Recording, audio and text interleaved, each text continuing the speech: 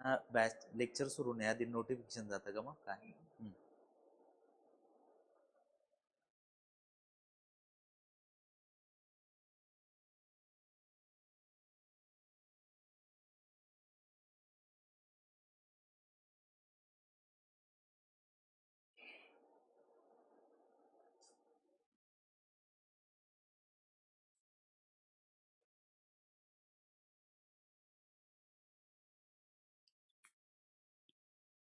Hello. चला मित्रांनो, नमस्कार. आज जी के जी एस साठी मित्रांनो आपल्यामध्ये जे आपल्या जळगावमध्ये परिचित असणारे असे आमचे मित्र गोविंदा कोळी सर आपल्या सोबत आहे. चला मित्रांनो, मग या ठिकाणी गोविंदा कोळी सर जे सरांबाबतीत याआधी आपण चर्चा केलेली आहे मित्रांनो, आपल्या युट्यूबला पण आणि ॲपला सुद्धा. तर सर आपल्याला या ठिकाणी जी के जी एस साठी मार्गदर्शन करतील. ओके. चला मी सरांना विनंती करतो की सर आपल्याला मार्गदर्शन करतील. सर. धन्यवाद सर.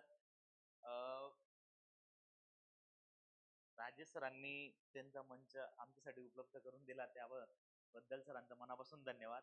आज आपण खऱ्या अर्थाने पोलीस भरती 2025 मध्ये कोणत्या कोणत्या गोष्टी करायला पाहिजे आणि ते करत असताना काय किती महत्वाच्या आहेत, कोणत्या कोणत्या टॉपिकशी रिलेटेड करायच्या आणि फोकस करत असताना जीएस मधल्या कुठल्या पार्टवर करायच्या. मी शक्यतो आज क्वालिटी या टॉपिकवर डिस्कस करणार आहे. कारण काय आहे की विद्यार्थ्यांनी सिलेबस मध्ये कोणत्या गोष्टी कराव्या आणि त्या किती महत्वाच्या आहेत आणि आपल्या परीक्षेच्या दृष्टीने काय गरजेच्या आहेत त्याबद्दल आपण डिस्कशन करणार आहोत.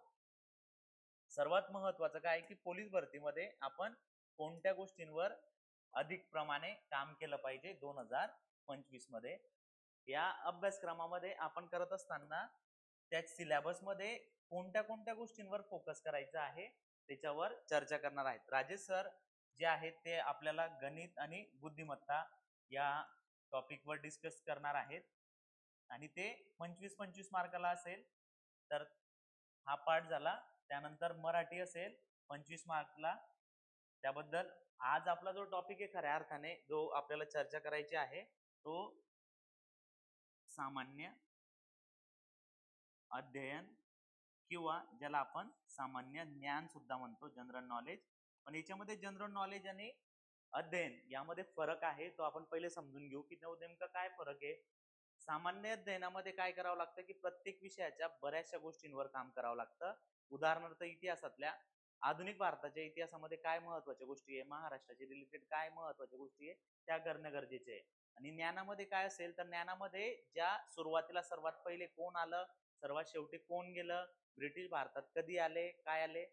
ज्ञानामध्ये काय जनरल नॉलेज मध्ये सर्वात मोठं सर्वात लहान या गोष्टी फोकस केलेल्या असतात.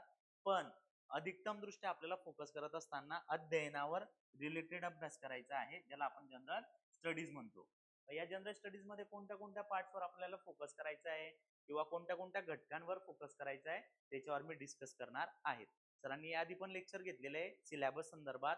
सर्वात महत्वाचा अभ्यासक्रम समजून घेत असताना या अभ्यासक्रमातला प्रत्येक मुद्दा, तो मुद्दा आपल्या परीक्षेसाठी का गरजेचा आहे आणि तो किती गरजेचा आहे त्याबद्दल आपल्याला डिस्कस करायचं आहे.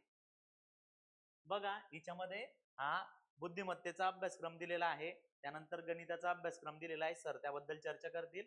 मराठीचा अभ्यासक्रम दिलेला आहे त्याबद्दल चर्चा करतील. मी जो चर्चा करणारा पाठ आहे इतिहास, त्यानंतर राज्यघटना, महाराष्ट्राचा भूगोल या घटकांवर मला खऱ्या अर्थाने फोकस करायचा आहे आणि तो का गरजेचा आहे, त्याच्यात येणाऱ्या पार्ट्सवर कोणत्या कोणत्या घटकांवर तुम्हाला अभ्यासाशी रिलेटेड फोकस करायचा आहे तो चर्चा करून घेणार आहे.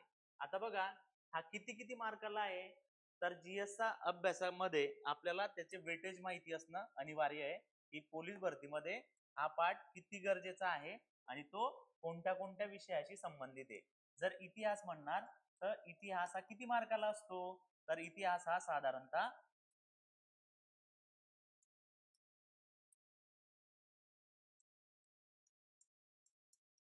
हा किती मार्काला असेल तर 5 ते 6 मार्कांसाठी असणार आहे.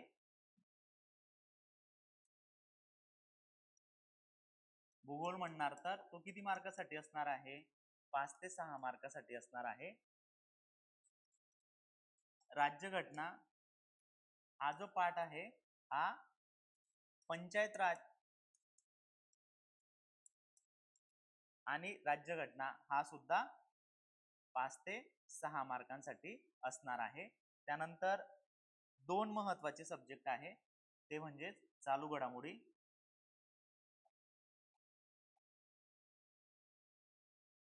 तो पण 5 ते 6 मार्कांसाठी असेल. आता तुम्ही बघणार की याच्यामध्ये येत्या 4 विषयांमध्येच आपले बरेचसे 20 मार्क कव्हर झालेले आहे. विज्ञान आणि अर्थशास्त्राशी जर रिलेटेड करणार तर हे 5 प्रश्न त्याच्याशी असतात. पण विज्ञानाचा कोणता पाठ करायचा आहे, भौतिकशास्त्र करायचं की रसायनशास्त्र करायचं किंवा जीवशास्त्र, तर याच्यामध्ये जीवशास्त्र सर्वात महत्वाचं आहे. जीवशास्त्र आता TCS पॅटर्न वर आधारित असेल किंवा पोलीस भरतीमध्ये मागचे पेपर बघितले तर याच घटकांवर अधिक प्रश्न असतात, तो आपल्याला फोकस करायचा आहे. हे 3 घटकांची आज मी चर्चा करणार आहे की तो अभ्यासक्रम कसा, त्याच्यावर काय प्रश्न येतात, आपण ते कुठून करावे. बऱ्याच मार्केटमध्ये बऱ्याच वेगवेगळे पुस्तक बाजारात उपलब्ध आहे, पण आपण परीक्षेमध्ये या गोष्टींवर फोकस करत असताना नेमकं कुठून करायचं आणि का करायचं. तुम्ही सुरुवात करत असताना स्पर्धा परीक्षेमध्ये एकच गोष्ट लक्षात ठेवा, अभ्यासक्रम हा आपल्याला माहिती असला पाहिजे. या अभ्यासक्रमातले प्रत्येक मुद्दे आपल्याला माहिती असले पाहिजे. सिलेबस जो आहे हा तोडून किंवा विभागून जर केला तर आपल्याला तो सोपं जाणार आहे. तर आपण विभागून करत असताना या विषयांवर फोकस करणार आहे. इतिहास, भूगोल, राज्यशास्त्र, त्याच्यानंतर करंट अफेअर आणि विज्ञान. तर आता हा फोकस करत असताना याच्यातल्या गोष्टी कोणत्या कोणत्या पार्टवर काय काय लागू आहे ते समजून घेऊ आणि त्याच्यानंतर त्या भागांशी अभ्यासक्रमाशी रिलेटेड पुढे निघू. आता बघा, याच्याशी रिलेटेड करत असताना इतिहास म्हटल्यानंतर इतिहासाचे वेगवेगळे पार्ट आहे ते आपल्याला माहिती असले पाहिजे. इतिहासामध्ये 3 भाग आहे. ते 3 भाग कोणते कोणते?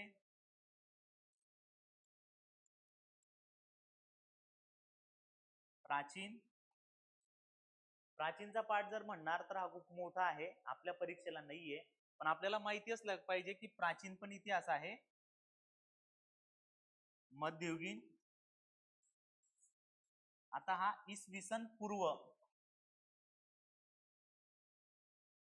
इसवी सन या पार्ट मध्ये विभागलेला आहे. इसवी सन पूर्व 6 ते इसवी सन पूर्व 7 या भागांशी संबंधित आहे. आता इसवी सन पूर्व हा जो पार्ट आहे हा येशू ख्रिस्तांच्या जन्मापूर्वीचा भाग आहे. इसवी सनानंतर जन्म ज्यावेळेस येशू ख्रिस्तांचा झालेला आहे तिथून तुम्हाला अभ्यास करायचा आहे. हा आपल्या आता पोलीस भरतीशी रिलेटेड नाहीये. याच्यावर प्रश्न विचारला तर एखादी प्रश्न विचारला जातो, जिल्ह्यांच्या परीक्षेवर आधारित आहे. कुठल्या जिल्ह्याचा जसा पेपर निघाला त्यावर आधारित आहे. पण 24 चा विचार केला, 2022 चा विचार केला तर एकही प्रश्न विचारलेला नाहीये. या पाठ जर तुम्ही केंद्र सरकारचा अभ्यास करत असतील तर प्राचीनवर अधिकतम प्रश्न विचारले जातात. दुसरा भाग आहे मध्ययुगीन. मध्ययुगीन इतिहास हा सर्वात महत्वाचा इतिहासाचा भाग आहे.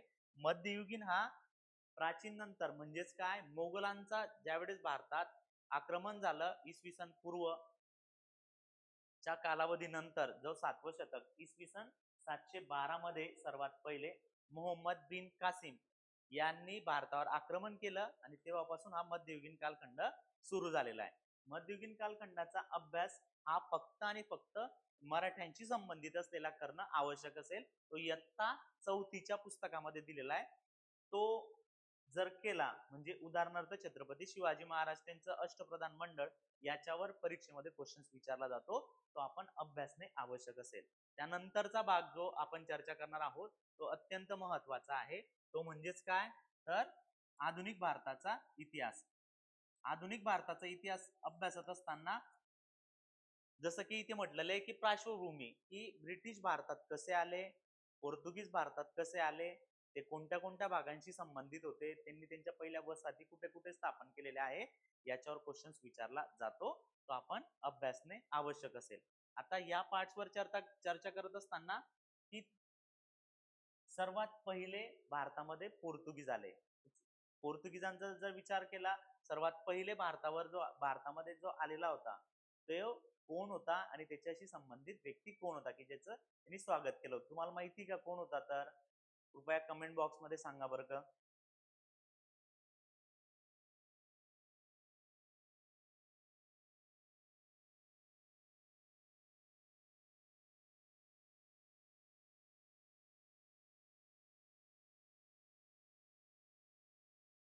आहेत का?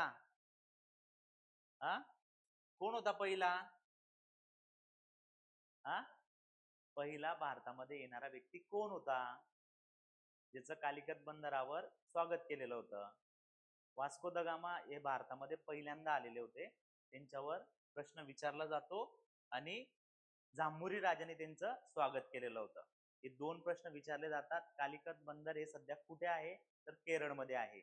हे तिन्ही प्रश्न 2018, 19 मध्ये, 18 मध्ये विचारलेले आहेत. ते आपल्याला माहिती असलं पाहिजे. त्याच्यानंतर परकीय सत्ता, वेगवेगळ्या सत्तांचे आगमन झाले, त्यांनी काय काय केलं, कोणत्या कोणत्या वसाहती स्थापन केल्या, याच्यावर क्वेश्चन्स विचारला जातो. तो बेसिक आहे, पण तो आपल्याला माहिती असला पाहिजे. बघा, परीक्षेच्या वेगवेगळ्या पद्धती आहे. तुम्ही जर IBPS पॅटर्नवर आधारित आता वेगवेगळे महानगरपालिकेचे पेपर होत आहेत ते बघणार, तर त्याच्यामध्ये वन लाईनरच क्वेश्चन आहे. काल MPSCचा पेपर झाला, त्याच्यामध्ये थिअरॉटिकलच प्रश्न आहे. प्रश्नांच्या लेवल बदलत असतात, प्रश्न विचारण्याच्या पद्धती सेम आहे, फक्त लेवल वेगवेगळे आहे, काठिण्य पातळी वेगवेगळी आहे. आपण ज्या परीक्षेचा अभ्यास करतोय पोलीस भरतीचा, त्याची काठिण्य पातळी कमी आहे, विचारण्याच्या पद्धती सोप्या आहेत. पण ते सोप्या कोणत्या पद्धतीने, त्याच्यात येणाऱ्या बाबी महत्वाच्या आहेत. व्हेरी गुड, बरोबर. 1498 मध्ये ते आलेले होते, हे उत्तर बरोबर आहे. त्यांनी भारतामध्ये पहिली वसाहत, ब्रिटिशांनी भारतामध्ये पहिली वसाहत कधी स्थापन केली? 31 डिसेंबर 1600 मध्ये. आता ईस्ट इंडिया कंपनीची स्थापना ही 31 डिसेंबर आहे. आणि मग त्यांनी स्थापन केल्यानंतर कोणत्या गोष्टी घडल्या, त्याच्यात महत्वाच्या कोणत्या कोणत्या भाग आहे? आता हे जे सिलेबसचे मुद्दे आहे, याच्यावर किमान कोणत्या कोणत्या घटकांवर प्रश्न विचारले जातात त्याच्यावर समजून घ्या, मग पुढे जाऊ. जसं की तुम्ही सांगितलं की ब्रिटिश भारतामध्ये पहिले आलेले होते. हा, वास्को द गामा भारतात पहिले आलेला होता कालिकत बंदरावर. तर याच्यावर आगमन किंवा पार्श्वभूमी किंवा ब्रिटिश सत्तेचा विस्तार याच्यावर एक प्रश्न असतो. आता मी सांगताना तुम्हाला सांगितलेलं आहे की 5 प्रश्नांचा अभ्यास करायचा आहे आधुनिक भारताच्या इतिहासाशी संबंधित. हे 5 प्रश्नांपैकी एक प्रश्न ब्रिटिश सत्तेचे आगमन, त्याची पार्श्वभूमी, ब्रिटिश सत्तेचा उदय आणि सत्ता संघर्ष, जे जे युद्ध झालेले आहेत, जे जे सत्ता संघर्ष झालेले, त्याच्यावर प्रश्न विचारला जातो. त्याच्यानंतर जे जे भारतामध्ये गव्हर्नर झालेले आहेत. आता याच्यामध्ये सत्ता संघर्षामध्ये शेवटचे 2 सत्ता युद्ध जे आपल्याला माहिती असले पाहिजे, तो 2 कोणते कोणते? तर प्लासीचं युद्ध 1757 आणि दुसरं आहे बक्सारचं युद्ध 1764. हे 2 युद्ध खऱ्या अर्थाने ब्रिटिशांचे भारतात पावे घट्ट रोवली गेली ते आहे. त्याच्यावर प्रश्न विचारला जातो की सर्वात शेवटचे 2 युद्ध कोणते की ज्यांनी कायदा करायला सुरुवात केली. कायदा करायला सुरुवात करत असताना महत्वाचं इथे दिलेलं आहे गव्हर्नर जनरल. भारतामध्ये त्यांनी कायदा केलेला आहे 1765 पासून, आणि भारतात सर्वात पहिला कायदा 1773 चा रेग्युलेटिंग कायदा. मग या रेग्युलेटिंग कायद्यावर प्रश्न विचारले जातात. नेमके गव्हर्नर कोण कोण होते? 1765 पासून त्यांनी कायदे करायला सुरुवात केली. हा जो पाठ आहे, आता इथून गव्हर्नर पासून ते 1757 याच्यावर एक प्रश्न असतो. दुसरा प्रश्न सामाजिक किंवा 1885 पासून ते 1905 पर्यंतचा मवाळ कालखंड, याच्यावर एक प्रश्न असतो. आणि शेवटचा 1920 ते 1947 दरम्यानच्या याच्यावर एक क्वेश्चन असतो. हे 5 प्रश्नांचं विभाजन याच पद्धतीने आहे, याच्यावर प्रश्न विचारला जातो. आता हा प्रश्न विचारत असताना त्याची काठिण्य पातळी हे आपण या पद्धतीने कॅल्क्युलेट केलेला आहे, पण परीक्षेचा जो सेटर असेल, पेपर सेट करणारा, तो कधी कधी या पार्टवर 2 क्वेश्चन विचारतो, कधी कधी वरच्या पार्टवर एक क्वेश्चन विचारतो किंवा विचारत पण नाही. पण अभ्यास करत असताना आपल्याला माहिती असलं पाहिजे की पार्श्वभूमी, परकीय सत्तेचं आगमन, ब्रिटिश सत्ता संघर्ष याच्यावर एक प्रश्न असणार आहे. तर त्या दृष्टीने माझा अभ्यास झाला पाहिजे आणि तो कशा पद्धतीने मी केला पाहिजे आणि तो कुठून केला पाहिजे. तर याच्यामध्ये वेगवेगळे सोर्सेस आहे किंवा इतिहासाचे वेगवेगळे संदर्भ ग्रंथ अस्तित्वात आहे. पण आपण आपल्या प्रिव्हियस इयरच्या म्हणजेच काय PYQ बेस ज्या प्रश्नपत्रिका आहे त्या डोळ्यासमोर ठेवूनच अभ्यास करणं गरजेचं आहे, कारण त्याच्यावर प्रश्न विचारला जातो. जसं की मी तुम्हाला सांगितलं की 1765 मध्ये 3 ठिकाणी त्यांनी काय केलं, महसूल गोळा करायला सुरुवात केली. बक्सारच्या युद्धानंतर तिथे त्यांनी कोलकाता, बिहार आणि आसाम या ठिकाणून काय केलं, महसूल गोळा करायला सुरुवात केली. हे 3 ठिकाणी महत्वाचे. त्याच्यानंतर भारतामध्ये सर्वात पहिला कायदा काढला 1773 चा रेग्युलेटिंग कायदा. आणि याच कायद्यानुसार भारतामध्ये त्यांनी 2 प्रशासन अस्तित्वात आणले. ते आपल्याला या परीक्षेच्या दृष्टीने गरजेचं आहे, कारण त्याच्यातल्या एक एक पार्ट म्हणजेच काय की व्यापार मंडळ वेगळं ठेवलं स्वतंत्र, आणि दुसरं जे लोक राजकीय वातावरण किंवा राजकीय सत्ता संघर्ष करतील असे दोन, व्यापार करणारे वेगळं बोर्ड नेमलं आणि बोर्ड ऑफ कंट्रोल आणि बोर्ड ऑफ डायरेक्टर असे 2 पद निर्माण केले 1773च्या कायद्यानुसार. याच्यावर प्रश्न प्रत्येक परीक्षेमध्ये विचारलेला आहे. आता कल्याण डोंबिवलीच्या परीक्षेमध्ये सुद्धा प्रश्न विचारलेला आहे, भारतामध्ये सर्वात पहिला कायदा कोणता, तर 1773चा रेग्युलेटिंग कायदा हा महत्वाचा आहे, त्याच्यावर प्रश्न विचारला गेलेला आहे. त्यानंतर दुसरा पार्ट जो आहे तो कोणता, की 1773 नुसार भारतामध्ये सर्वात पहिले 1774 मध्ये सर्वोच्च न्यायालयाची स्थापना झालेली आहे. प्रश्न विचारला जातो की सर्वोच्च न्यायालयाची स्थापना कधी झालेली आहे, तर आपण बरेचसे लोक काय म्हणतात की 1935च्या कायद्यानुसार फेडरल कोड आलं, त्याच्यानंतर राष्ट्रीयकरण झालेलं आहे, पण सर्वोच्च न्यायालयाची स्थापना 1773 नुसार 1774 ला झालेली आहे. हे महत्वाचं आहे. याच्याशी संबंधित जर करण विचारलं तर सुरुवातीला एक न्यायमूर्ती होता आणि 3 सदस्य होते. आता जर विचार करणार तर एक सरन्यायाधीश आहे आणि 33 न्यायाधीश आहे. टोटल संख्या 34 आहे. 2024 मध्ये एक सदस्य वाढवण्यात आलेला आहे न्यायाधीशांच्या संख्येमध्ये. आणि आपल्याला विशेष गोष्ट म्हणजे सध्या भारतामध्ये जे सरन्यायाधीश आहे ते महाराष्ट्रीयन व्यक्ती आहे. कोण आहे आणि ते कितवे आहेत सांगा बरं का कमेंट मध्ये. अतुल,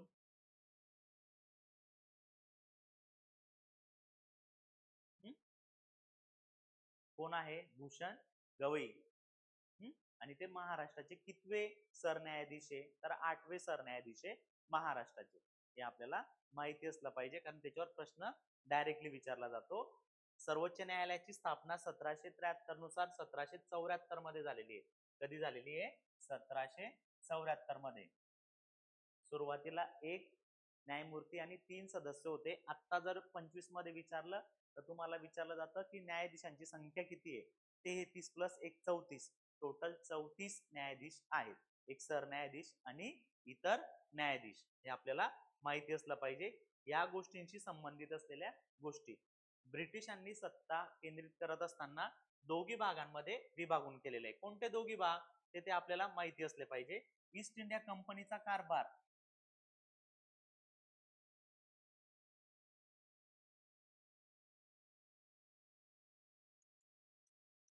आणि दुसरा पार्ट आहे राणीची राजवट. आता ह्या भागांवर प्रश्न विचारत असताना यांनी किती कायदे तयार केलेले आणि यांनी किती कायदे तयार केलेले या भागावर प्रश्न विचारला जातो, तो माहिती असला पाहिजे. जसं मी तुम्हाला सांगितलं, सर्वात पहिला जो होता 1773चा, त्यानंतर दुसरा 1781चा सेटलमेंट ऍक्ट आहे, तिसरा आहे 1784चा पिट्स ऍक्ट, त्यानंतर चौथा आहे 1793चा चार्टर्ड ऍक्ट,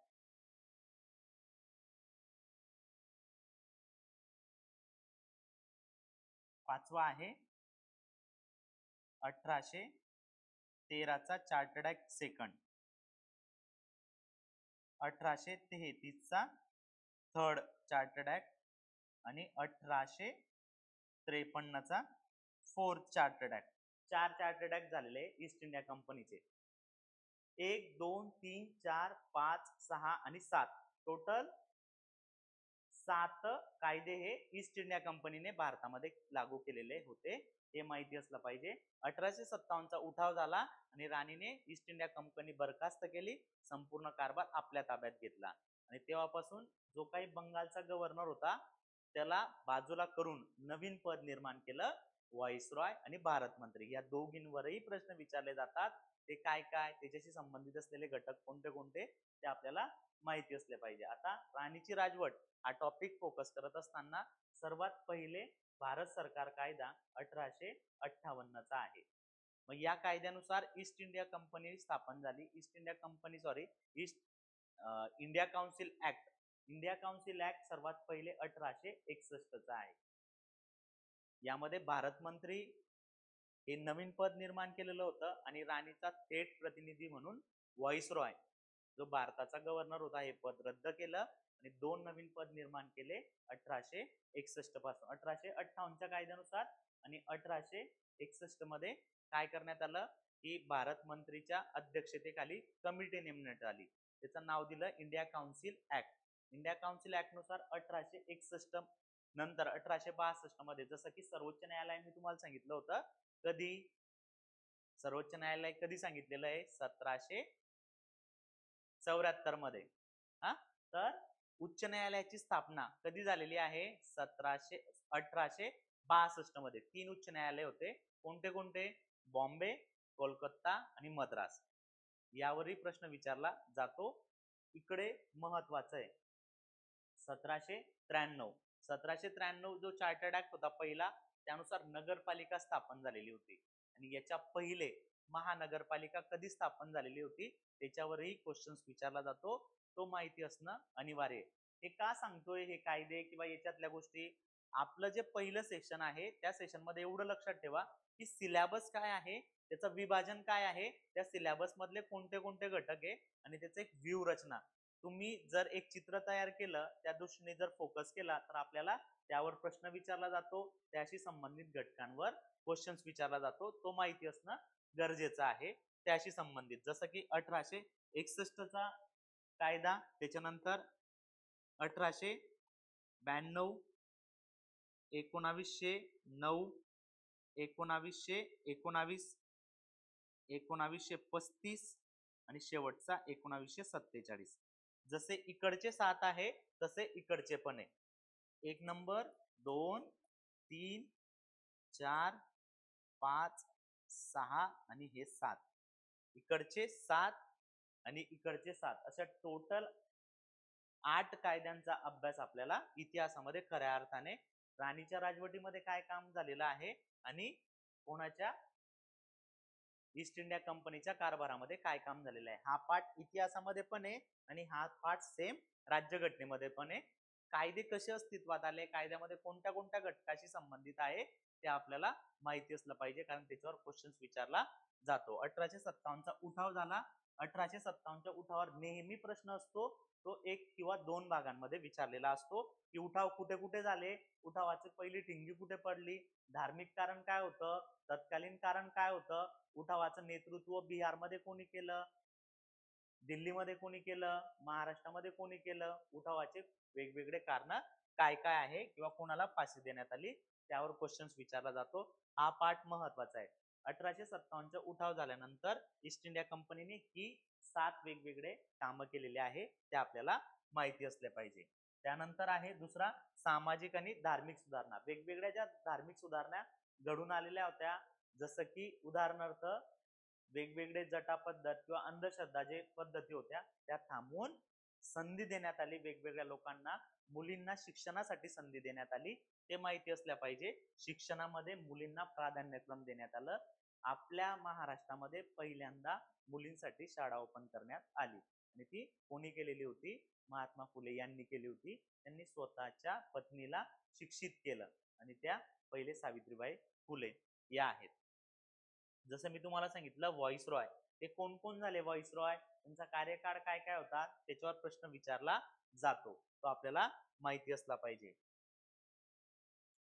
1885 ते 1905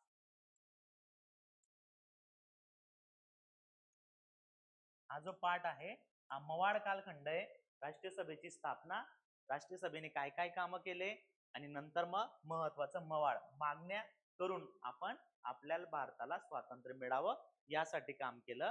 त्यानंतर 1905 ते 1920 लोकमान्य टिळक यांनी खऱ्या अर्थाने काम केलेलं होतं आणि त्यांनी काय सांगितलं हे भारतामध्ये आलेले ब्रिटिश हे भारतात नाहीये, हे भारतीय नाहीये, यांना हाकलून लावा, भारतीय आपला आहे, आपण हे नेतृत्व करायला पाहिजे यासाठी काम केलं पाहिजे आणि ते जहाल व्यक्तिमत्व आहे. आणि त्यांनी मग पुढे तो जो कालखंड आहे तो कशाशी संबंधित त्यावेळेस काय काय घडलेलं होतं. महात्मा गांधी आफ्रिकेमधून भारतात आले, त्यांनी वेगवेगळ्या अहिंसेच्या मार्गाने भारताला स्वातंत्र्य मिळवून देण्यासाठीचा प्रयत्न सुरू केला. कामगार चळवळ असेल, त्याच्यानंतर चंपारण्यामध्ये चळवळ घडवून आणलेली असेल, या चळवळीला सुरुवात या कालखंडामध्ये झाली आणि नंतर मग स्वतंत्र त्यांचा महात्मा गांधींचा कालखंड अभ्यासणे गरजेचा आहे 1920 ते 1947 दरम्यानचा. इथे 42च म्हटलेलं आहे, पण तो पुढे 47 दरम्यान का होत्या, कारण त्या मागणी कशी असायला पाहिजे. त्यानंतर मुस्लिम लीग वेगळी झाली, त्यांना वेगळ्या राष्ट्राची मागणी केली. ती कोणी, पाकिस्तानचा पहिले ध्वज कोणी फडकवला, यावर क्वेश्चन विचारला जातो. हा जो 1857 ते 1947 या पार्टवर नेहमी 2 किंवा 3 प्रश्न असतात. वरच्या भागावर 1 किंवा 2 प्रश्न नेहमी विचारला जातो. 1857च्या उठावानंतरचा पाठ महत्वाचा आहे. तो कुठून अभ्यासायचा, तो एक तर एकनाथ पाटीलच्या ठोकड्यामधून तुम्ही अभ्यासा, परंतु तो काल्पनिक दृष्ट्या अभ्यासणे गरजेचे आहे किंवा मग तो आपल्या एखाद्या गोष्टीशी संबंधित आहे. म्हणजे उदाहरणार्थ मी तुम्हाला सांगितलं 1773, ज्या वेळेस तुम्हाला 1773 आठवलं त्यावेळेस तुम्हाला सर्वोच्च न्यायालय आठवायला पाहिजे. ज्या वेळेस तुम्हाला इकडे 1861 चा कायदा, इंडिया काउन्सिल ऍक्ट आठवणार किंवा अभ्यासणार, त्यावेळेस तुम्हाला उच्च न्यायालय आठवायलाच पाहिजे. म्हणजेच काय, आपण जो अभ्यास करतोय तो रिलेट करणं करंटशी, तो रिलेट करणं इतिहासाशी, हा आजच्या घडीला अभ्यासासाठी सर्वात महत्वाचा मुद्दा आहे. काय मुलं करतात अभ्यास, प्रत्येक गोष्टी करतात, पण तो अभ्यास एकाशी संबंधित आहे का, तो घटक. मी ज्यावेळेस तुम्हाला हे सांगतोय तर हाच पाठ कशाशी संबंधित आहे, राज्यघटनेशी संबंधित आहे. हाच पाठ कशाशी संबंधित आहे, जॉग्राफी. म्हणजे उदाहरणार्थ सर्वात पहिले भारतामध्ये सुरुवातीला 3च प्रांत अस्तित्वात होते, बॉम्बे, मद्रास आणि बंगाल. बंगालमध्ये कोलकाता, बंगाल, मद्रास आणि बॉम्बे हे 3 प्रांतच महत्वाचे होते. त्याच्यानंतर 11 प्रांत अस्तित्वात आले 1861च्या कायद्यानुसार.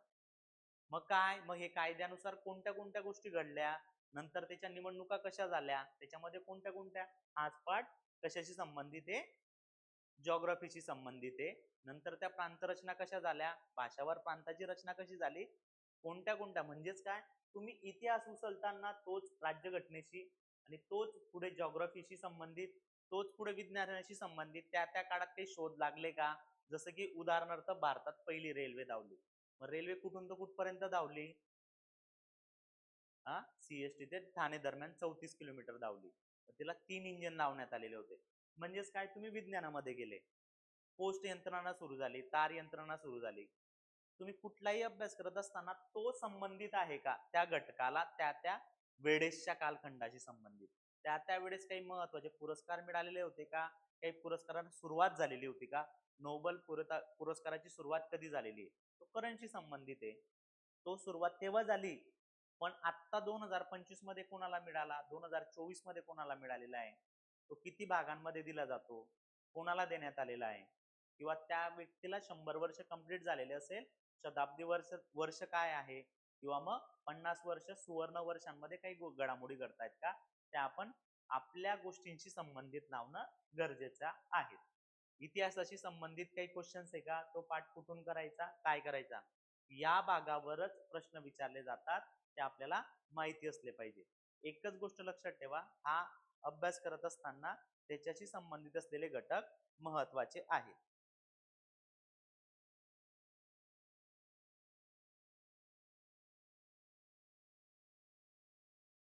बरोबर आहे अतुल.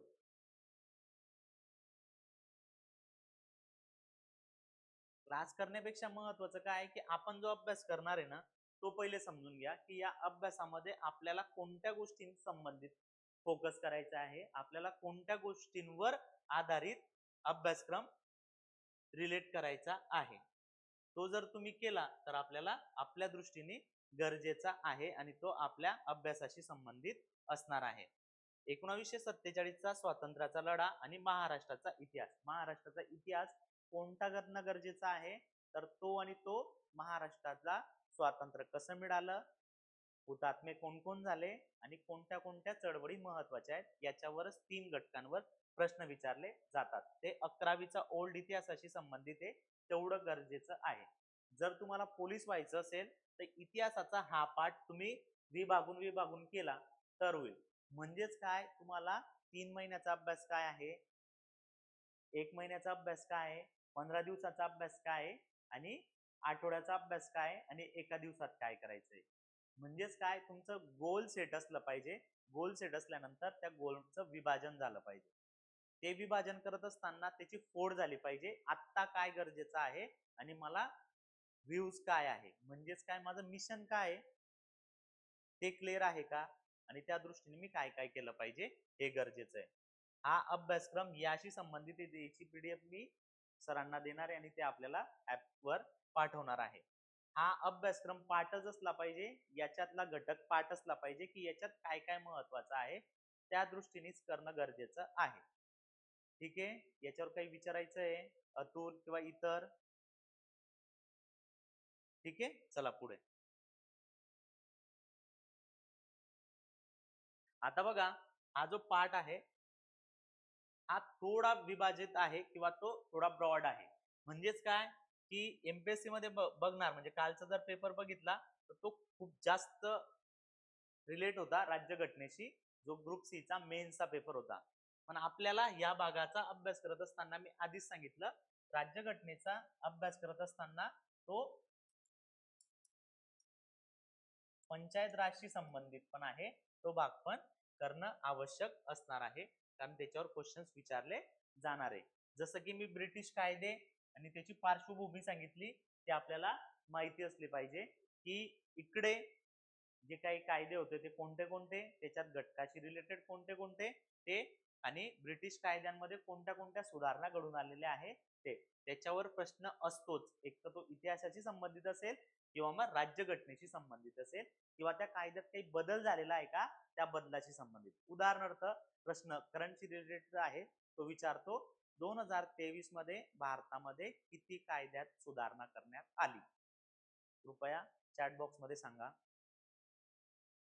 किती कायद्यांमध्ये सुधारणा करण्यात आली किंवा कायद्यांचे नाव बदलवण्यात आले 2023 मध्ये, 1 जुलै 2023.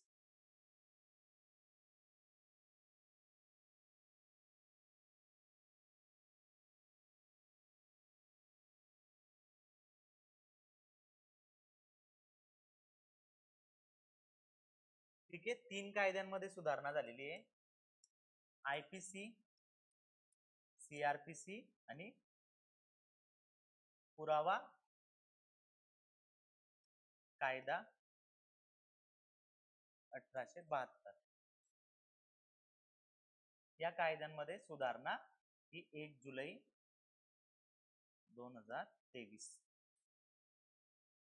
ठीक आहे, म्हणजेच काय की तुम्ही अभ्यास करत असताना हे कायदे या भागाशी संबंधित आहे की इंडियन पिनल कोड कधी अस्तित्वात आलं, क्रिमिनल पिनल कोड कधी अस्तित्वात आलं, पुरवठा कायदा किंवा मग पुरावा कायदा जो आहे त्याच्यामध्ये सुधारणा कधी घडून आलेली आहे, भारतीय पुरावा किंवा संहिता कायदा 2023.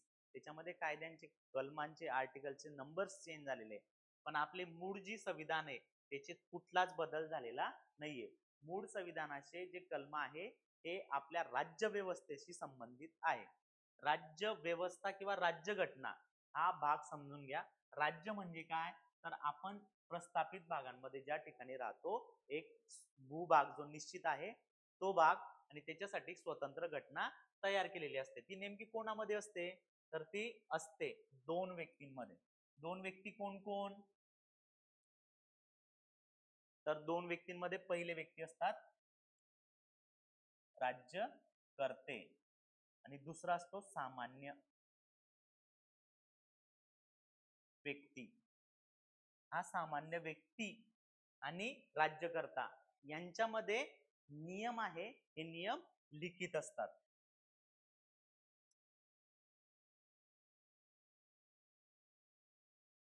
लिखित नियम दोघींसाठी असतील, राज्यकर्त्यांसाठी पण आणि सामान्य व्यक्तींसाठी पण. जे लिखित नियम लिहून ठेवलेले आहेत त्याला आपली संविधान किंवा राज्य व्यवस्था असं म्हणून ओळखतो. याला 2 वर्ष 11 महिने 18 दिवस लागलेले होते तयार करण्यासाठी. त्याच्यासाठी कमिटी नेमण्यात आलेली होती, वेगवेगळ्या 22 कमिट्या होत्या. त्या 22 कमिट्यांचा अभ्यास करून डॉक्टर बाबासाहेब आंबेडकर यांनी मसुदा तयार केलेला होता. मसुदा म्हणजे ड्राफ्टिंग कमिटी. ड्राफ्टिंग कमिटीचं काय काम होतं, वेगवेगळ्या ज्या कमिट्यांकडून आलेले कलम होते किंवा वेगवेगळ्या ज्या सुधारणा होत्या, वेगवेगळ्या गोष्टी सांगितलेल्या होत्या, त्या घ्यायच्या आणि त्याच्या क्रमबद्ध पद्धतीने मांडणी करायची. त्याच्यावर काम त्यांनी केलेलं आहे. आणि ते आज आपल्यासाठी राज्यकर्ते जे आपल्यावर राज्य करताय, उदाहरणार्थ राष्ट्रपती, पंतप्रधान किंवा त्यांचं मंत्रिमंडळ किंवा न्याय व्यवस्था, यांच्या सर्वांसाठी नियम आणि जे लोक आपण आहोत, 146 कोटी लोकसंख्या असलेले लोक, हे सर्वच्या सर्वांसाठी नियम आहे. भारतातला सर्वात श्रीमंत व्यक्ती आणि भारतातला सर्वात गरीब व्यक्ती, या सर्वांसाठी सेमच कायदे असतील, ते बदल होत नाही, त्याच्यात सुधारणा होत नाही. ते महत्वाचे आहेत. त्याच्याशी संबंधित गोष्टींचा अभ्यास हा संविधानामध्ये केलेला आहे. संविधानाची सर्वात पहिली मागणी कोणी केली होती? 1895 मध्ये लोकमान्य टिळकांनी. त्यानंतर संविधान इच्छा व्यक्त कोणी केली होती? महात्मा गांधींनी 1932 मध्ये. पण संविधान सभा असा शब्द उल्लेख करून मागणी करणारे मानवेंद्रनाथ रॉय यांनी सर्वात पहिले मागणी केली होती 1934 मध्ये, मार्च 1934 मध्ये. आणि मग तिथून खऱ्या अर्थाने संविधानासाठी घडामोडी घडल्या. 2023 चा परीक्षेचा पेपर एमपीएससी मध्ये प्रश्न विचारलेला आहे, संविधान सभेची मागणी कधी मंजूर करण्यात आली? लीन लिथिगो यांनी ऑगस्ट ऑफरद्वारे मागणीला मान्यता दिली. पण ती काय होती? मुख्यतः भारतीयांनी संविधान तयार करावं, आपल्याला ते मान्य नव्हतं. मागणी आपल्याला पूर्ण भारतीय व्यक्तींनीच तयार करावं संविधान, असं म्हटलेलं होतं. आणि त्याची सुरुवात ही खऱ्या अर्थाने 1946 मध्ये झाली. जसं मी तुम्हाला सुरुवातीला सांगितलं की 11 प्रांत हा जॉग्राफीशी संबंधित भाग आहे. 11 प्रांतांमधून किती सदस्य घ्यावे? तर 292 सदस्य घेण्यात आलेले होते. आणि 4 जे होते हे आयुक्तालय होते ब्रिटिशांचे, तिथून 4 296 आणि 93 सदस्यांना घेतलेलं होतं. जे काही संस्थाने होते भारतामध्ये, वेगवेगळे राज्य होते, त्यांना सुद्धा भारतीय संविधानात समाविष्ट करण्यासाठी प्रयत्न करण्यात आला आणि त्यांना सुद्धा मान्यता देण्यात आली. तर ते 93 घेतलेले होते. त्यांनी सांगितलं, बाबा आम्हाला संविधानामध्ये इंटरेस्ट नाहीये, आम्हाला भारतात मर्ज व्हायचं नाहीये. कुठला राजा आहे की त्याचा स्वतःचा प्रांत सोडून दुसऱ्या ठिकाणी मर्ज होईल आणि त्याचा चाकरकर्ता होईल, हे मान्य नव्हतं. 93 संस्थानांनी भाग घेतले नाही. या निवडणुका झाल्या 296 जागेंवर. आणि त्याच्यापैकी सर्वात जास्त जागा कोणाला मिळाल्या? तर ह्या काँग्रेसला मिळाल्या 208 जागा. राष्ट्रीय सभा ही भारताला स्वातंत्र्य मिळवून देण्यासाठी स्थापन झालेली होती. त्यानंतर राज्यकर्ते स्वतःचा कोडी बांधण्यासाठी ती पूर्ण पक्ष स्थापन झाला. तो पक्ष आज आपल्या इथे राष्ट्रीय पक्ष म्हणून काम बघतोय. ठीक आहे. तर या गोष्टी आहेत त्या अभ्यासने किंवा त्याच्याशी संबंधित गोष्टींवर फोकस करणे.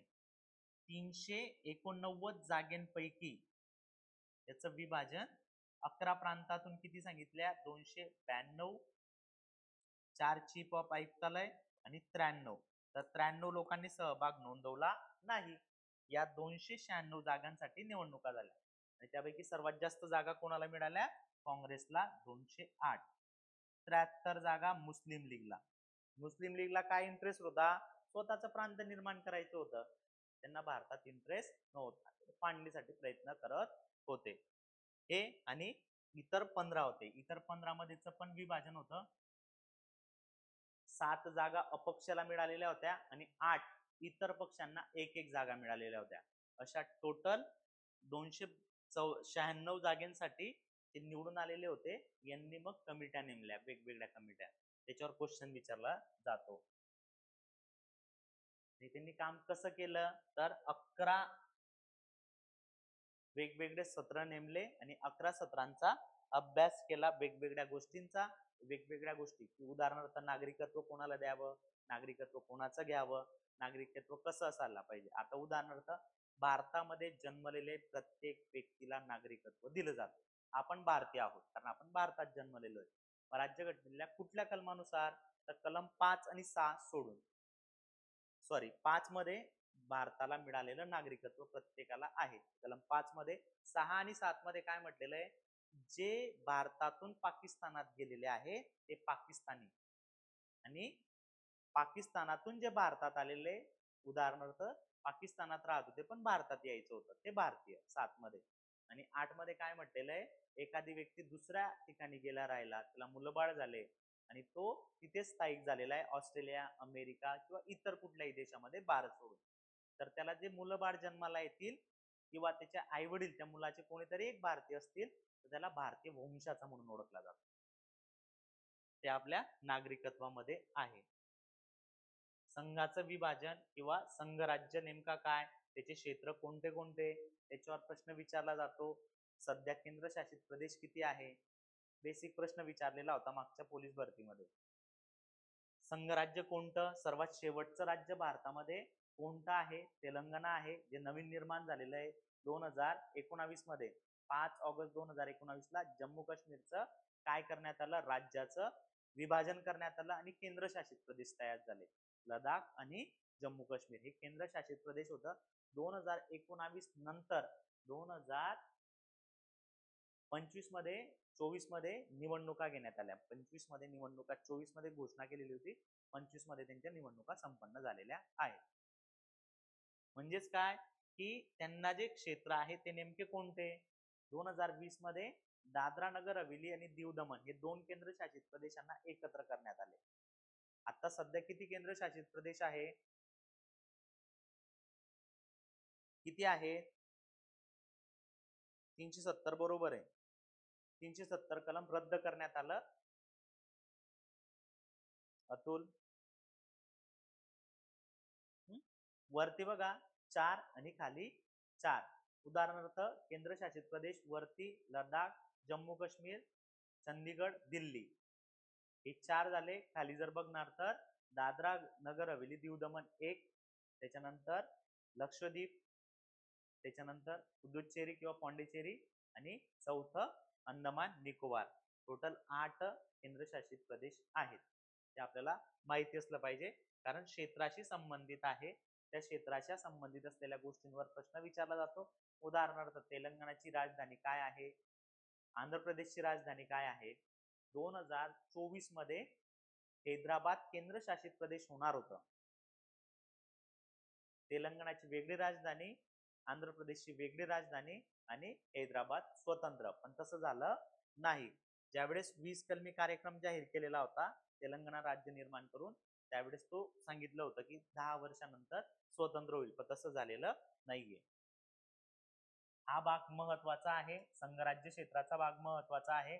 नेहमी प्रश्न विचारला जातो नागरिकत्व कलमाशी. भारतात आता ज्यावेळेस 2025 मध्ये आपण ऑपरेशन राबवलं सिंदूर, त्या ऑपरेशनच्या वेळेस राबवत असताना पाकिस्तानातले भारतात बरेचसे लोक होते, त्यांना भारतात का ठेवायचं, त्यांना भारतातून हाकलून लावलं पाहिजे. सिंध प्रांतातले सर्वात जास्त सिंधी लोक भारतात होते, मग त्यांना भारतीय नागरिकत्व द्यायचं का, नागरिकत्व देत असताना त्याच्याची काय काय अटी आहे यावर प्रश्न विचारला जातो.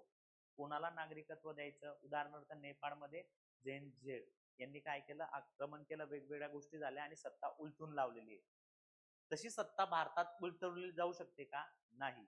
याच्या मागचं कारण काय, आपली राज्य व्यवस्था खूप बळकट आहे, वेगवेगळ्या गोष्टींवर संबंधित आहे आणि आपण करत असताना जे काही फोर्सेस आहे यांना स्वतःचं वेगळं संघटन स्थापन करता येत नाही, असा आपल्या राज्यघटनेमध्ये लिखित नियम आहे. ते महत्वाचे आहे, त्याच्यावर प्रश्न विचारला जातो.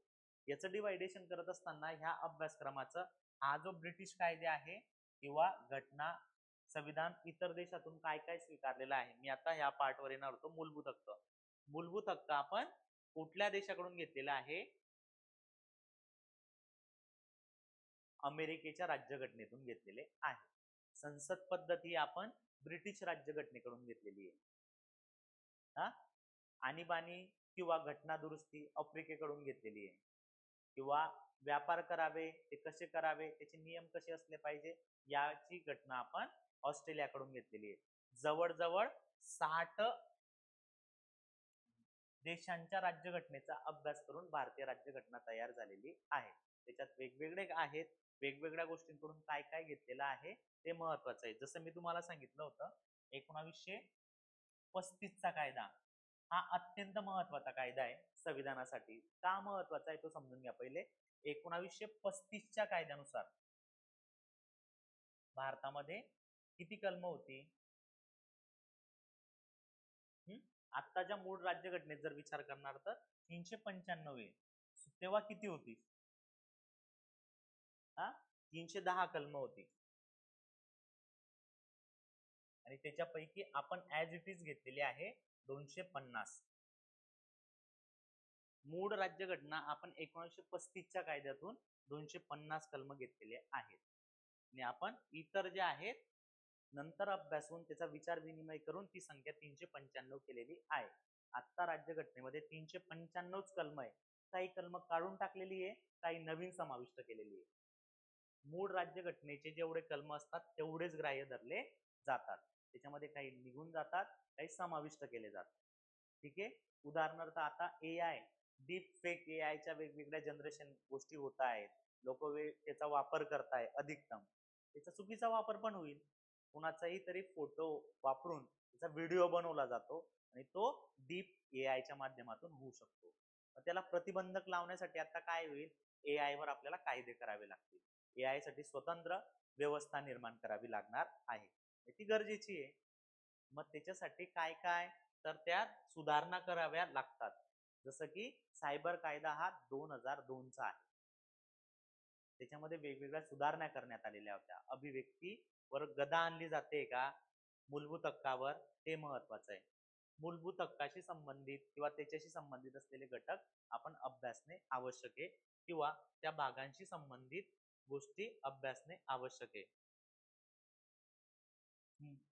किती मूलभूत हक्क?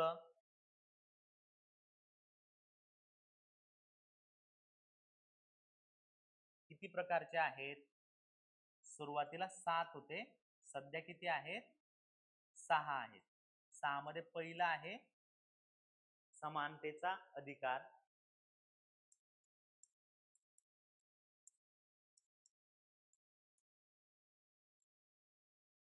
चौदा ते 18. दुसरा आहे स्वातंत्र्याचा अधिकार.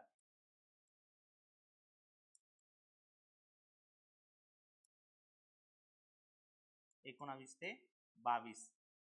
तिसरा आहे शोषणाविरुद्धचा अधिकार. ते कलम किती आहे? 23 आणि 24. चौथा आहे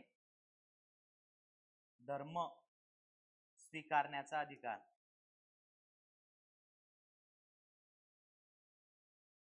त्याचं कलम काय आहे? 25 ते 28. त्याच्यानंतर पाचवा आहे सांस्कृतिक व शैक्षणिक अधिकार.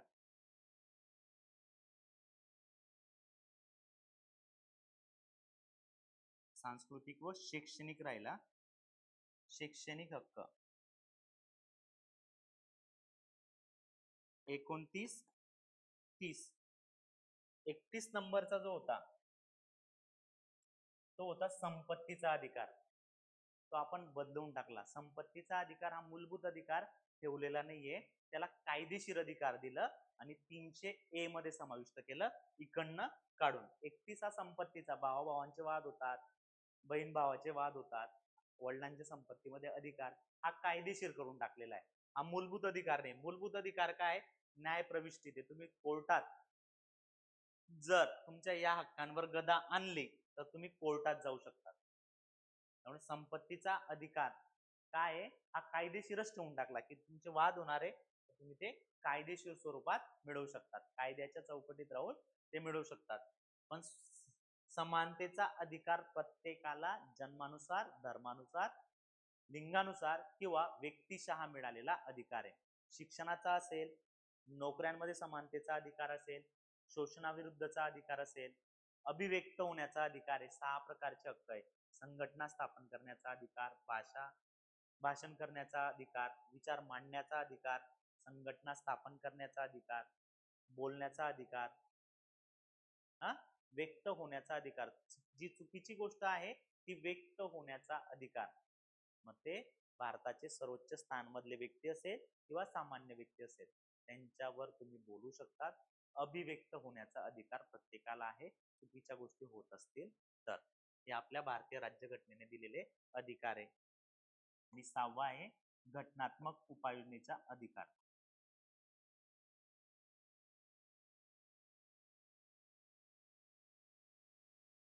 प्रत्येक परीक्षेचा, पोलीस भरतीचा प्रत्येक पेपर चेक करा. मूलभूत अधिकारावर तुम्ही कुठल्याही परीक्षा ज्या आता 2025 मध्ये झालेल्या, 2024 मध्ये झालेल्या तलाठी किंवा इतर कुठल्याही पेपर बघितला, प्रत्येक परीक्षेमध्ये मूलभूत अधिकारावर 2 किंवा 3 प्रश्न असतातच. पोलीस भरतीमध्ये 1 किंवा 2 प्रश्न हमखास असतो. हा पाठ अत्यंत गरजेचा आहे. प्लीज नोट डाऊन करून ठेवा. तुम्हाला मूलभूत हक्क हा याच प्रकारे करायचा आहे.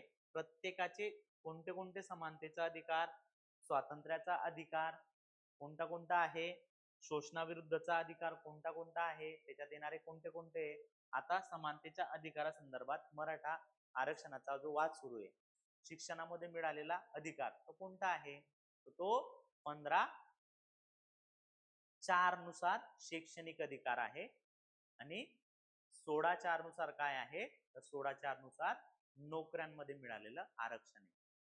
कुठल्या समाजाला ईडब्ल्यूएस मध्ये द्यायचं किंवा ईसीबीसी मध्ये द्यायचं किंवा इतर कुठल्या याच्यामध्ये वेगवेगळे आयोग काम करतात. ते वेगवेगळ्या आयोगासाठीचे कलम वेगवेगळे आहेत. पण आपल्याला माहिती असलं पाहिजे की शैक्षणिक आरक्षण भारतामध्ये किती प्रकारचं आरक्षण आहे. कमेंट बॉक्स मध्ये सांगा बरं का, किती प्रकारचं आरक्षण आहे.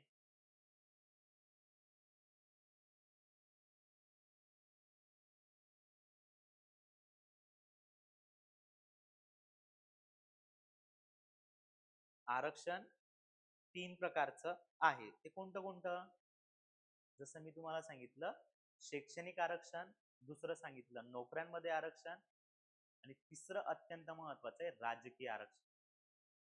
3 प्रकारचं आरक्षण आहे. तिघींसाठीचे वेगवेगळे कलम आहेत, ते आपल्याला माहिती असलं पाहिजे. शैक्षणिक आरक्षण 15(4), नोकऱ्यांमध्ये आरक्षण सांगा बरं का 16(4), राजकीय आरक्षण 330. काय काय सांगितलं, 15(4), 16(4), 330. 1, 2, 3 हे अत्यंत महत्वाचे आहेत आरक्षणाचे प्रकार. आणि हे तिघीही काढून टाकायचे असेल याच्यासाठीच्या वेगवेगळ्या गोष्टी आहेत. राजकीय आरक्षण काढून टाकायचं असेल तर 333 चा आधार घ्यायचा असतो. 2024 मध्ये 2 सप्टेंबर 2024 ला 1 वर्ष आता 25 मध्ये कंप्लीट झालं. आपण आरक्षण दिलं महिलांसाठी राजकीय. कुठे दिलं हो राजकीय आरक्षण, 10 वर्षांसाठी सांगा बरं का. महिलांसाठी रिझर्वेशन कोटा सुरू केला. 2 ठिकाणी सुरू केलेला आहे. एक आहे लोकसभा आणि दुसरा आहे विधानसभा. 2026 पासून विधानसभेमध्ये आणि लोकसभेमध्ये महिलांसाठी 33% रिझर्वेशन कोटा सुरू झालेला आहे. म्हणजे आमदार आणि खासदार महिलांना किती जागा राखीव असतील, 33% जागा राखीव असतील. हे लोकसंख्येच्या आधारावर SC STच्या किंवा इतर जागांसाठी त्या महिलांसाठी जागा राखीव असतील. आता जर म्हणणार तर SC आणि ST या 2च घटकांसाठी राजकीय आरक्षण सुरू होतं. आता महिलांसाठी आरक्षण सुरू आहे. मी तुम्हाला ह्या पाठचा भाग सांगितला होता दुसरा, कोणता, पंचायत राज. पंचायत राजचा जर विचार करणार तर याच्यामध्ये ऑलरेडी रिझर्वेशन कोटा 50% आहे. 14 एप्रिल 2013 पासून महाराष्ट्र राज्यामध्ये महिलांसाठी 50% रिझर्वेशन कोटा सुरू करण्यात आलेला आहे. तो कसा किंवा त्याच्यात येणाऱ्या बाबी कशा कशा झालेल्या आहे. पंचायत राज हा पाठ 2 भागांमध्ये विभागलेला आहे. आता बघा याच्यामध्ये मी जसं सांगितलं मूलभूत हक्क या पाठवर येणार आहे, तो महत्वाचा आहे, तो कन्क्लुजन करून मग थांबू. मार्गदर्शन तत्वे हा भाग महत्वाचा आहे. मार्गदर्शन तत्वेचा अर्थ असा होतो मार्गदर्शन करणे, आणि त्याचे तत्व नेमकं काय तर ते समजून घ्या. मार्गदर्शनचा अर्थ आहे केंद्र सरकारने किंवा संविधानाने काही राज्यांना कल्याणकारी राज्य तयार करायचे असेल तर तत्व सांगितलेले आहेत. ते काय आहे, 36 ते 51 दरम्यान. आर्टिकल 36 टू 51 पर्यंतच्या गोष्टी मार्गदर्शन तत्वामध्ये दिलेल्या आहे. त्या गरजेच्या आहे, त्या माहिती असल्या पाहिजे, त्या परीक्षेमध्ये विचारल्या जातील. आणि त्या कशा विचारल्या जातील, त्याच्या घटकांशी संबंधित असेल तर त्या विचारल्या जातील. मूलभूत हक्कामध्ये मी 32 पर्यंत सांगितलेलं होतं. 32 नंबरचा महत्वाचा आहे घटनात्मक उपाययोजनेचा अधिकार. जे जे कलम तुम्हाला कोणी हिरावून घेत असेल तर ते पुन्हा कुठल्या कलमांतर्गत मागवता येतात, तर कलम 32 नुसार. डॉक्टर बाबासाहेब आंबेडकरांनी आत्मा म्हटलेला आहे. घटनेचा आत्मा कशामध्ये आहे, तर तो आपल्या कलम 32 मध्ये ते पुन्हा मिळवण्याचा अधिकार मिळालेला आहे. आणि 33, 34 आणि 35 हे कलम लष्करी कायद्याशी संबंधित आहे. आणि त्या कायद्यांवर कोणत्या कोणत्या गोष्टी लष्कर काय काय लागू करू शकतात, कशा पद्धतीने, तर ते त्यामध्ये दिलेलं आहे. मार्गदर्शन तत्वे, कल्याणकारी राज्य निर्माण करायचं असेल तर मी ऑलरेडी सांगितलं 36 ते 51 दरम्यान आहे. त्यानंतर 51A समाविष्ट केलेला आहे. त्याच्यामध्ये काय आहे, 11 प्रकारचे मार्गदर्शन मूलभूत कर्तव्य सांगितलेले. तत्व काय सांगतात, एखादी गोष्ट लागू करायची किंवा करायची नाही, न्यायालयात दाद मागता येत नाही, न्यायप्रविष्टीत नाही. मूलभूत हक्काबाबत न्यायप्रविष्टीत आहे, तुम्ही कोर्टात तुमची दाद मागू शकतात. याच्यावर एक एक कलम ते माहिती असले पाहिजे, त्याच्याशी परीक्षेशी संबंधित घटक माहिती असले पाहिजे, त्याच्यावर क्वेश्चन विचारला जातो. 11 प्रकारचे तत्व वेगवेगळ्या समितीनुसार स्वीकारलेले मार्गदर्शन मूलभूत कर्तव्य. 11 प्रकारचे कर्तव्य आहेत, हे सुद्धा न्यायप्रविष्टीत नाही, पण मानणं गरजेचं आहे. त्या ज्या वेळेस राष्ट्राला गरज लागली त्या त्यावेळेस उभं राहणं आवश्यक असेल, ते पण आपण सविस्तर बघणार आहोत. यानंतरचा पाठ जो आहे तो महत्वाचा आहे. संसद. संसद 2 भागांमध्ये विभागलेली आहे.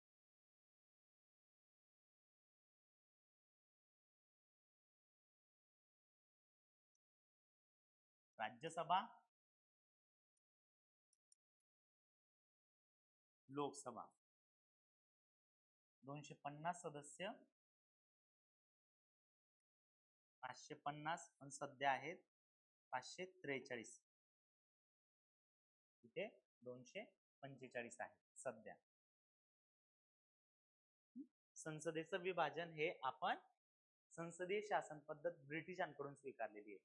अध्यक्षीय शासन पद्धत ही अमेरिकेमध्ये आहे. ती गरजेची नाही किंवा त्याच्यात येणाऱ्या बाबी गरजेच्या नाही, ते आपल्याला माहिती असल्या पाहिजे. हा पाठ नंतरच्या भागात आपण सविस्तर चर्चा करणार आहोत. न्यायपालिकेमध्ये पण महत्वाचा आहे. सर्वोच्च न्यायालय, उच्च न्यायालय हे 2 भाग महत्वाचे. नंतर जिल्ह्यांमध्ये महत्वाचं आहे. संसदेमध्ये जसं की काम करतात तसंच सेम राज्यामध्ये पण विधान परिषद आणि विधानसभा हे वरिष्ठ सभागृह आहे, हे कनिष्ठ सभागृह आहे, हे माहिती असलं पाहिजे. किंवा जे जे इतर महत्वाचे कायदे ते महत्वाचे काय काय किंवा त्याच्यात येणाऱ्या बाबी या आहेत. सिलेबस मध्ये इतक्याच गोष्टी करायच्या आहे. याच्यानंतर महत्वाचं आहे की काही गोष्टी, उदाहरणार्थ इतर महत्वाचे म्हणजेच निवडणूक आयोग,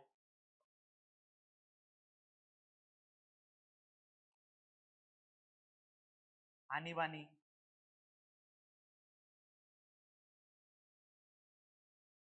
आणि महत्वाचं शेवटचं घटना दुरुस्ती.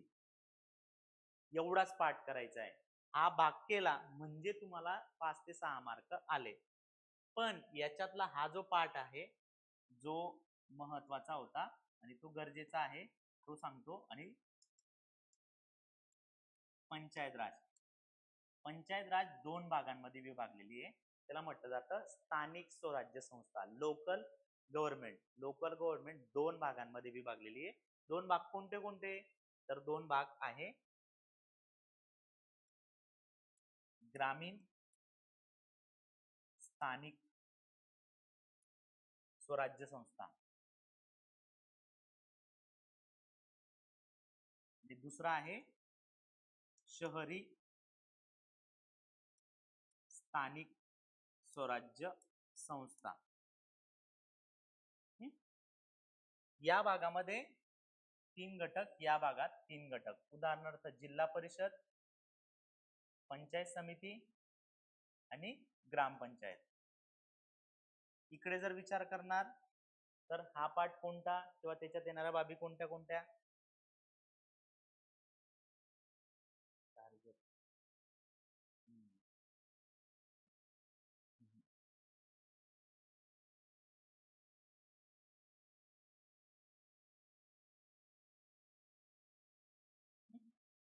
इकडे जर म्हणणार तर महानगरपालिका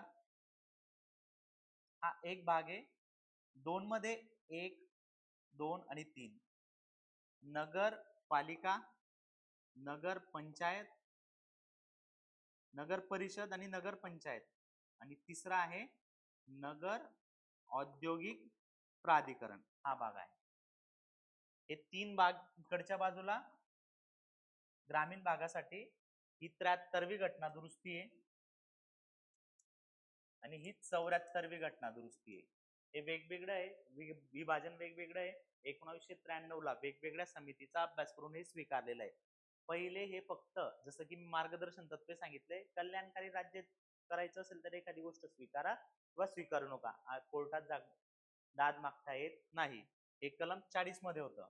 हे इकडनं काढून ही 243 ए ते ओ आणि इकडे 243 पी ते झेड जी यामध्ये समाविष्ट करण्यात आलेलं आहे. हा पाठ महत्वाचा आहे. हा आपल्या स्थानिक प्रशासनासाठी अत्यंत गरजेचा आहे. याच्यावर नेहमी 2 किंवा 3 प्रश्न असतात. जेवढं पॉलिटीचा अभ्यास महत्वाचा आहे त्याच्याशी संबंधित स्थानिक स्वराज्य संस्था अत्यंत महत्वाचा आहे, तो आपल्याला माहिती असला पाहिजे. या भागामध्ये प्रत्येक गोष्ट, त्याच्यात येणारे घटक अत्यंत गरजेचे आहे आणि त्याच्याशी संबंधित गोष्टींवर आपल्याला फोकस करायचा आहे. ठीक आहे, आजच्या सेशन मध्ये आपण इतकंच बघू. याच्याशी रिलेटेड कोणत्या कोणत्या गोष्टी करायच्या, त्या भागाशी संबंधित कोणत्या करायच्या, याच्यामध्ये त्याचे विभाजन कसं असेल, याला तुम्हाला कोणत्या मार्कांवर करायच्या, कोणत्या गोष्टी समजून घ्यायच्या त्या सविस्तर घेतल्या जातील. ठीक आहे, धन्यवाद.